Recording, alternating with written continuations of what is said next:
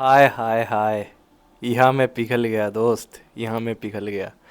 দেখো আইপিএলে যখন রোহিত শর্মার সঙ্গে বিরাট কোহলি টিমের যখন খেলা হয় তখন ফ্যান্সদের মধ্যে প্রচুর লড়াই ঝগড়া হয়, কিন্তু যখন খেলার শেষে রোহিত শর্মা বিরাট কোহলি একে অপরকে জড়িয়ে ধরে সেটাই হয়ে যায় কিন্তু রোহিরাট মোমেন্ট।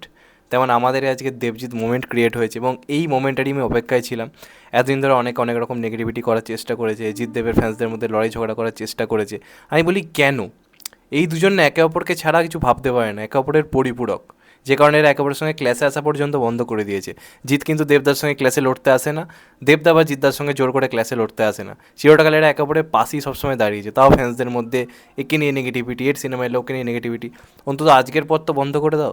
এই কালকে অবধি খবর বা আজকে সকাল অবধি সবাই জিদ্দাকে নিয়ে যাতা বলছে, এই লোকটার কী অহংকার, পুষ্পাটু নিয়ে পড়ে আছে, খাদান নিয়ে কোনো কথা নেই, কী মনে করে নিজেকে। অথচ আমি নিজে যখন আমার চ্যানেলের শর্টসে সবাইকে দেখাই তখন সবাই বলে যে ওটা তো অনেক আগের, ওটা দিয়ে কী হবে, আজই করতে মানে সবাই দেখনদারিতে বিশ্বাসী। যদি তুমি দেখাও প্রচণ্ড ভালোবাসি তাহলেই তুমি ভালোবাসো, আর যারা যদি তুমি না দেখাও যে তুমি ভালোবাসো তাহলে তুমি ভালোবাসো না। আমাকেও সামনাসামনি অনেকেই ভালোবাসে ভালোবাসে বলে, বা আমাকে অনেকে পছন্দ করে বলে, তারপর দেখি কোনো একটা আড্ডা ডিসকাশনে অনেক রকম কথাবার্তা বেরিয়ে আসে, তখন বুঝতে পারি যে আলটিমেটলি ওইভাবে ভালোবাসা দেখনদারি বোঝানো যায় না, সামনে আমি কতটা ভালোবাসি সেটা দিয়ে বোঝানো যায় না, আমার অন্তরে তোমার জায়গা কতটা সেটা দিয়েই সবটা বোঝানো যায়। তো আলটিমেটলি খাদান সিনেমার পাশে সেই লোকটা এসে দাঁড়িয়েছে যাকে ছাড়া মাস কমার্শিয়াল সিনেমা ভাবা যায় না। আজকে খাদান নিয়ে এত কথা এত আলোচনা, আমি নিজে খুব খুশি। কিন্তু এই যে মোমেন্টটা, কমার্শিয়াল যে মোমেন্ট, মাস কমার্শিয়াল মোমেন্ট, সেটাকে অন্য পর্যায়ে নিয়ে যাওয়া, প্যান ইন্ডিয়া লেভেলে নিয়ে যাওয়া, এটা করেছে তো ভাই জিদ্দা। সেটা দেবদাও মানে, দেবদা নিজেই বলে, দেবদা তো নিজেই বলে যে আমি নিজে যাকে সুপারস্টার মানি সে হচ্ছে জিদ্দা, এই কথাটা বলেছে, আমি বলছি না। তো এই লোকটাকে নিয়ে আলাদা করে কিছু বলার নেই, এই লোকটা তো আমার কাছে বরাবরই স্পেশাল। এটা নয় যে দেবদাকে নিয়ে কথা বলছি বলে বা দেবদার বাপ এসছে কানে এসছে বলে আমি জিদ্দাকে বলবো যে জিদ্দার বাপ দেবদা, বা কোনোদিনই আমি এটা বলবো না যে দেবদার বাপ জিদ্দা। এই দুজনই সমান আমার কাছে, দুজনই দুই পৃথিবী। এই দুজনের ধারে কাছে আলাদা করে কিছু হতে পারে না। এরা আছে বলে আমাদের ছোটোবেলা রঙিন হয়েছে, আমরা বড় হয়ে উঠেছি, আমাদের বড় হওয়াতে আজকে এদের সেই জিনিসটা আজও করে যাচ্ছে বলে আমরা এখনও এনজয় করতে পারছি, বাংলা সিনেমা নিয়ে আলোচনা করতে পারছি। তো আজকে আলটিমেটলি যেটার জন্য সব অপেক্ষা করেছিল, আমি তো জানতাম এটা হবেই, তাও যারা চাইছিল যেটা হোক তাদের জন্য আজকে দারুণ খবর, জিদ্দার তরফ থেকে পোস্ট করা হয়েছে। জিদ্দা যদিও আলাদা আলাদা করে সবকটা সিনেমা নিয়ে কথা বলেছে, কিন্তু খাদান নিয়ে বলাটা অবশ্যই স্পেশাল, সবাই জানো। তো জিদ্দা সেখানে বলছে নতুন পরিচালক সুজিত দত্ত রিনো পরিচালিত খাদান, তারপর সবাইকে ট্যাগ করে জিদ্দা লিখেছে যে ছবির জন্য আমার অনেক অনেক শুভেচ্ছা রইল। ব্যক্তিগতভাবে দেবকে মাস কমার্শিয়াল সিনেমাতে বেশি করে দেখতে চাই।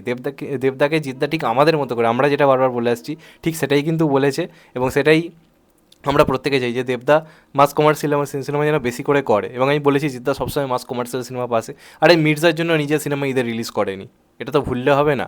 নিজের ফেসবুক পোস্ট থেকে শুরু করে সমস্ত জায়গাতে পাড়িয়া, এবং তার সঙ্গে সঙ্গে মির্জা সিনেমার ট্রেলার নিজে লঞ্চ করেছে গিয়ে, তারপরও লোকটাকে সবাই অহংকারী, এই লোকটাকে সবাই কেন বলে আমি জানি না।